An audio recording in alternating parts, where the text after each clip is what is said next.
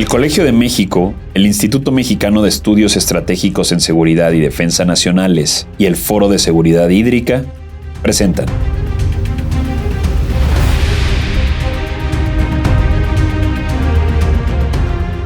Gota Mexicana, historias, relatos y soluciones.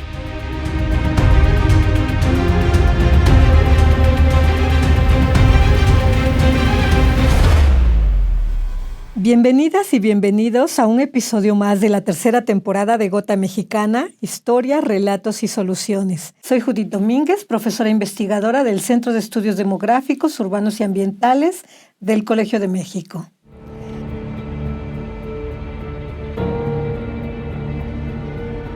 Hoy abordaremos un tema crucial para el futuro de nuestra nación: las amenazas y vulnerabilidades vinculadas al agua desde dos dimensiones.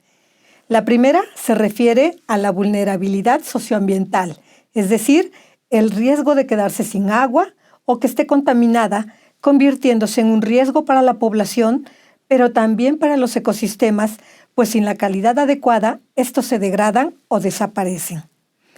En segundo lugar, los riesgos o amenazas para la infraestructura que nos provee de agua, mucha de ella considerada como infraestructura crítica, porque es tan indispensable para mantener el funcionamiento del sistema hidráulico, el abasto a la población y para los demás usos, como el agrícola o el industrial. Cuando pensamos en la problemática del agua, pensamos en falta de agua, en contaminación, en sequías o inundaciones. Pero existe una capa de riesgo menos visible que puede ser potencialmente devastadora: la seguridad de nuestra infraestructura crítica.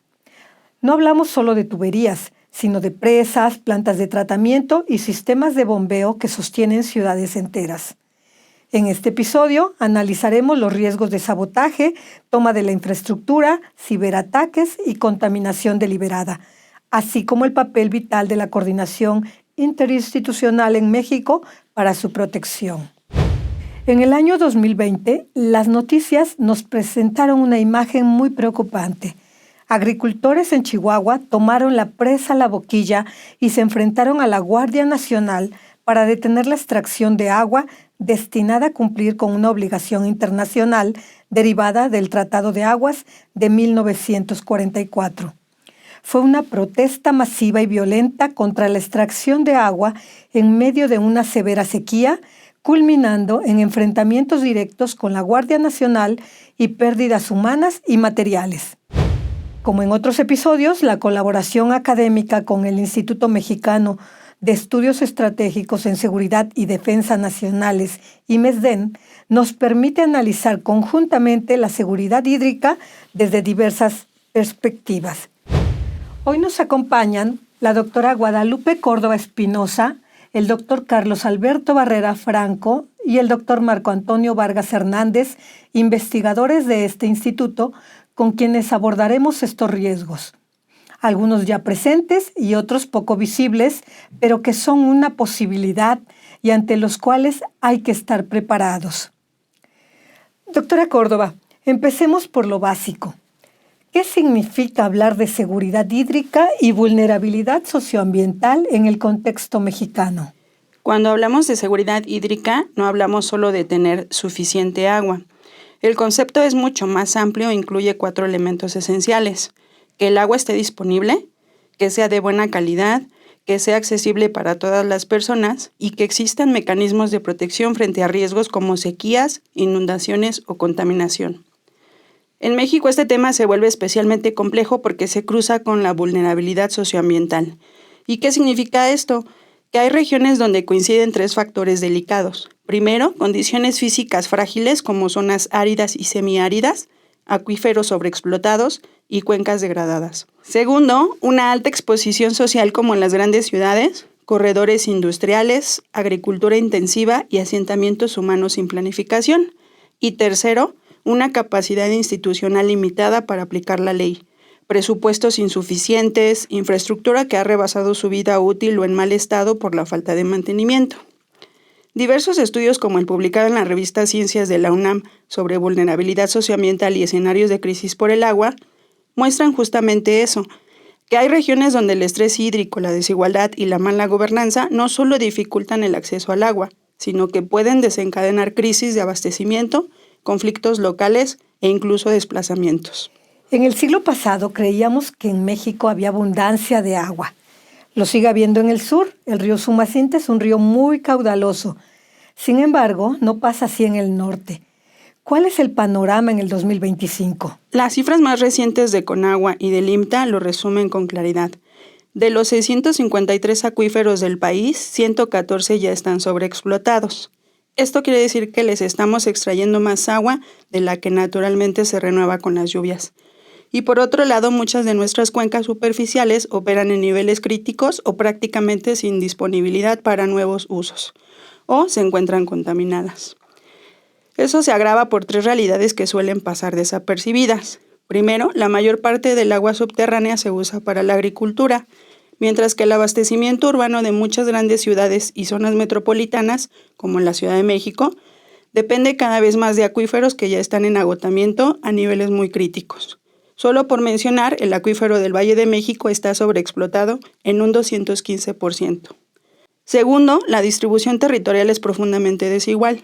El norte y centro concentran población y actividad económica justo en las zonas donde el agua es más escasa. Y aunque el sur-sureste tiene mayor disponibilidad, enfrenta conflictos ambientales y problemas de gobernanza que dificultan aprovecharla de manera sostenible. Y tercero, el cambio climático está alterando todo el sistema, ya que existen sequías más largas, ondas de calor y eventos extremos que comprometen el abastecimiento para consumo humano y la disponibilidad para otras actividades económicas. Si lo vemos en conjunto, no se trata solo de un problema de lluvias o de clima, sino de un modelo de desarrollo y de gestión del agua, de la planificación de la ciudad que ha llevado al país a un escenario de estrés hídrico crónico. Y esto no se queda en lo ambiental. Tiene impacto directo en la vida cotidiana y en la seguridad del país. Exacto, y es importante subrayarlo. No es solo un tema ambiental, ya que tiene efectos directos en la vida cotidiana y, por supuesto, en la seguridad del país. La literatura reciente, tanto de la UNAM como de la UNESCO y organismos de Naciones Unidas, es muy clara. El agua ya es un vector de riesgo sistémico. ¿Y qué significa esto? Que coinciden tres factores. Primero, la escasez o la mala calidad del agua. Segundo, la desigualdad en el acceso. Y tercero, instituciones que no tienen la capacidad de regular, vigilar o resolver conflictos. Lo que obtenemos es una combinación peligrosa.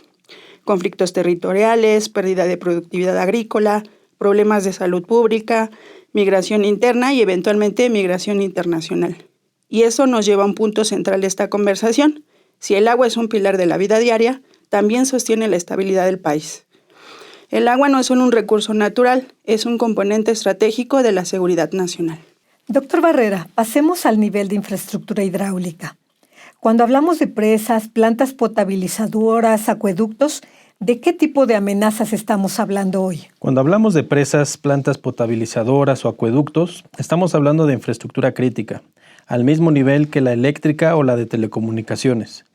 Si esa infraestructura falla de manera masiva, no solo nos quedamos sin agua en las casas, se detienen también hospitales, industrias, sistemas de transporte, escuelas, es decir, se colapsa el día a día de una ciudad.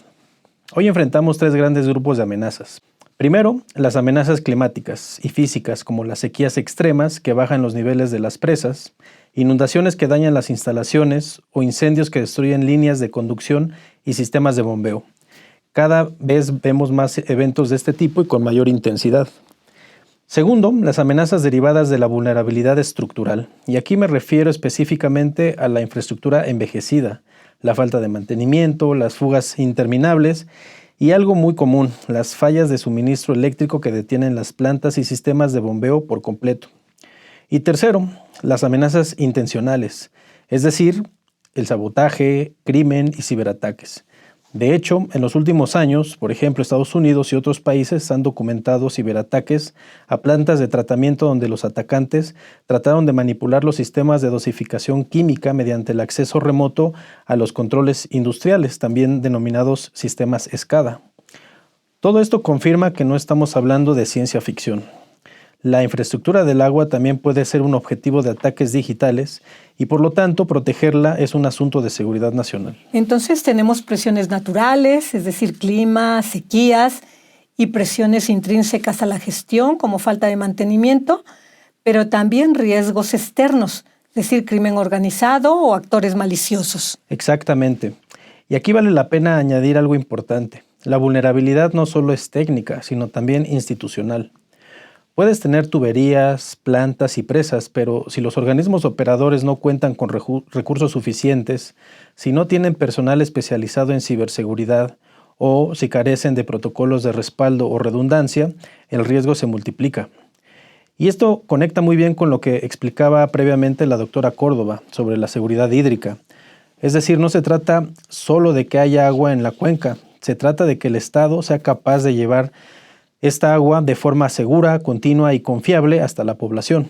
Esto implica varias cosas. 1, redes físicas en buen estado, sin fugas y con mantenimiento regular.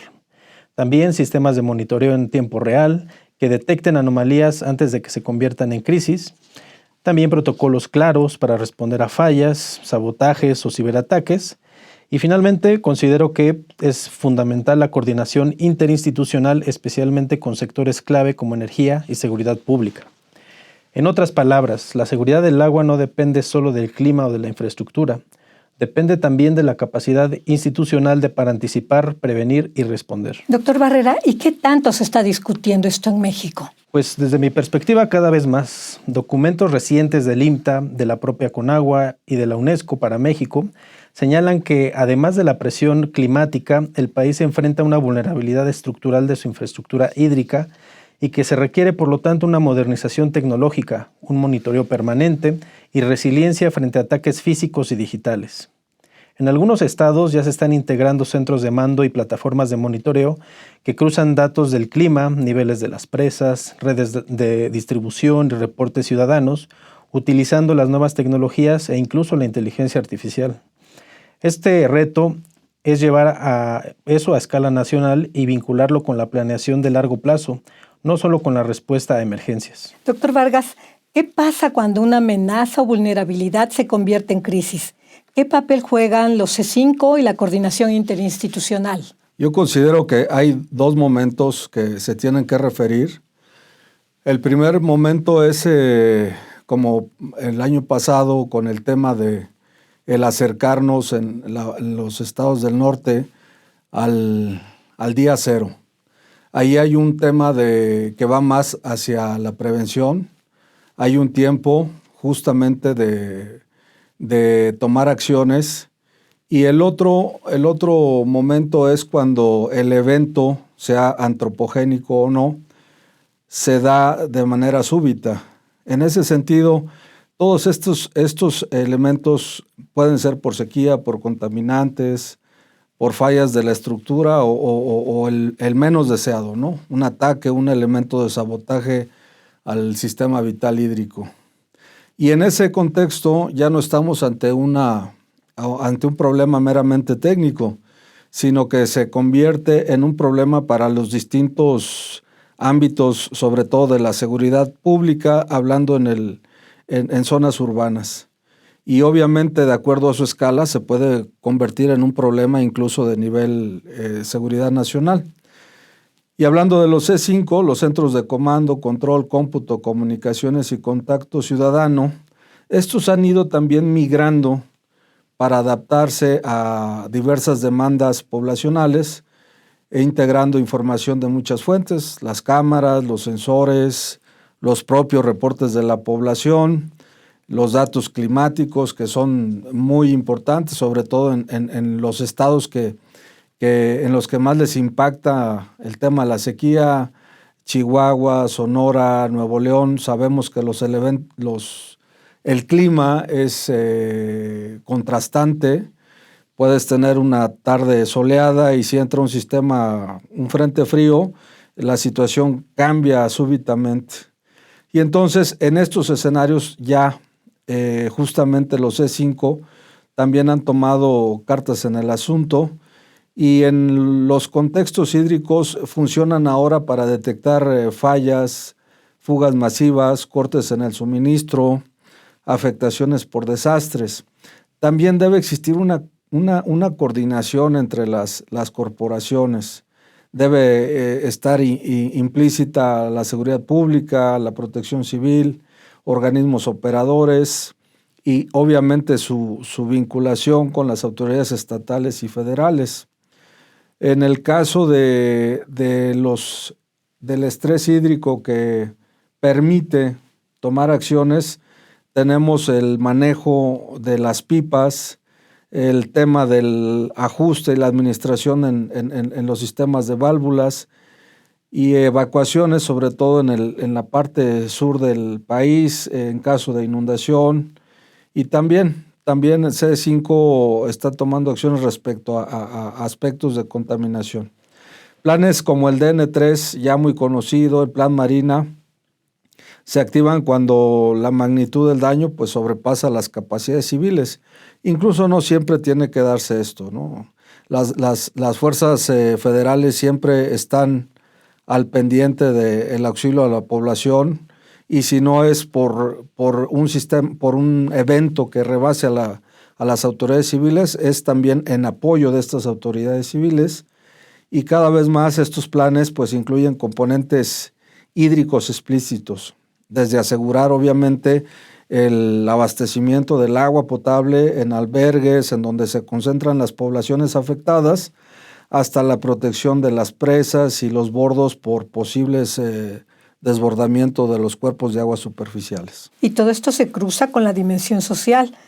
Quienes más sufren las fallas del sistema son los grupos vulnerables. Exacto. Los estudios de vulnerabilidad socioambiental, por ejemplo, los que se han realizado en la UNAM y algunos otros centros, muestran que las comunidades, los centros urbanos periféricos, las comunidades rurales y los pueblos autóctonos suelen ser los que están en la primera línea de la crisis, lamentablemente. También en ellos permea la peor calidad del agua, el tema de la afectación en la continuidad del suministro y también pues la exposición aumentada pues por algunos aspectos como fallas en los planes de urbanización y que impactan pues en desastres naturales en esas poblaciones marginadas. Por eso hablar de seguridad hídrica pues no es solo garantizar litros por segundo, es garantizar también equidad en el acceso, mecanismos de participación comunitaria. Creo que también es importante la transparencia en la toma de las decisiones, sobre todo orientadas hacia la creación de resiliencia, ¿no? Es decir, que las comunidades puedan adaptarse y resistir los nuevos fenómenos climáticos. En segundo lugar, que la infraestructura que se construya sea resiliente, que sea adaptable. Y en tercer lugar, comprende también instituciones resilientes. Esto significa que las instituciones también deben prepararse para usar las tecnologías, optimizar las tecnologías existentes y también abrevar de lo que se está haciendo en otros lugares. Creo que para allá va mucho del contexto de garantizar el agua a largo plazo. La implementación, la optimización, la adecuada gestión de las aguas, implementando nuevos procesos de la mano de los avances tecnológicos. Bueno, y todo esto, si falla, pues aparece un concepto que va tomando relevancia, que es la deuda hídrica intergeneracional, aquellos pasivos ambientales, financieros e institucionales que sin duda vamos a trasladar al futuro.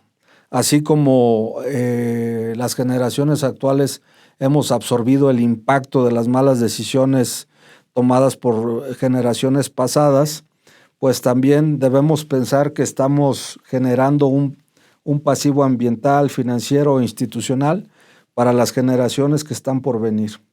Y esta deuda no es solo ecológica, sino también tiene implicaciones sociales y políticas. Para cerrar, les pido una idea clave a cada uno. No solo sobre el diagnóstico, sino sobre lo que tendríamos que estar haciendo ya. Claro, yo me quedaría con 3 ideas clave. La primera, reconocer la crisis como sistémica. No es un problema de una ciudad, ni se resuelve exclusivamente con infraestructura gris. Segundo, fortalecer la gobernanza del agua, es decir, que hayan marcos legales claros, instituciones con recursos y capacidad técnica y participación social real. Y finalmente, pensar en términos de justicia intergeneracional. Cada decisión hídrica debe preguntarse qué mundo les deja a quienes vienen después. Sin ese criterio, seguiremos administrando la escasez, no construyendo seguridad hídrica. Desde la perspectiva de la infraestructura crítica, yo también resaltaría 3 acciones inmediatas. Una de ellas sería modernizar y mantener la infraestructura silenciosa, que se ejemplifica con las redes de plantas o sistemas de monitoreo. Un segundo punto sería invertir en ciberseguridad y redundancia para los sistemas de control y operación. Y finalmente considero que es importante integrar el agua en la agenda de seguridad nacional, al mismo nivel que energía o comunicaciones. Bueno, desde la perspectiva de gestión de riesgos, creo que debemos tomar en cuenta algunas consideraciones. Creo que la más importante es incorporar justamente el agua como el eje central en la planeación urbana. También en los planes de protección civil y en la gestión de desastres debe estar ya bien actualizada y normalizada. En el caso de organismos dedicados a preservar la seguridad ciudadana, la seguridad pública, como el C5 y otras plataformas digitales, creo que también esto no está pasando de forma homogénea en el país, pero todos estos organismos deben también tener sus propios planes de acción respecto a lo que compete a la prevención y a la mitigación de los impactos que puede tener la escasez del agua como su abundancia, como sucede en las inundaciones, ¿no? Y por último, trabajar también con las comunidades, estos sectores que se ven afectados por el despojo de los recursos hídricos o bien por una redistribución de aguas en los que en esta distribución salen afectados recibiendo aguas contaminadas y en estas poblaciones creo que también debe existir una educación, una prevención y una corresponsabilidad social. Creo que la población tiene que estar informada y en este sentido cualquier estrategia se puede quedar corta porque ahí subyace creo que un riesgo de conflictos y de afectaciones no solamente a la seguridad local, sino también como un elemento desestabilizador para la seguridad nacional. Pues con lo que hemos conversado hoy, si algo queda claro es que el agua ya no puede verse como un tema técnico sectorial. Es un tema de salud, de economía, de territorio, de democracia, pero sobre todo es un tema de futuro. Gracias, doctora Córdoba, doctor Barrera y doctor Vargas, por esta conversación y gracias a quienes nos escuchan.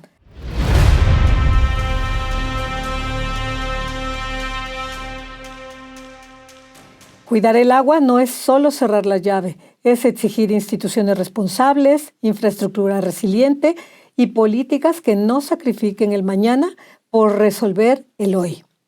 Nos escuchamos en el próximo episodio. Esta fue una producción de la Coordinación de Educación Digital del Colegio de México.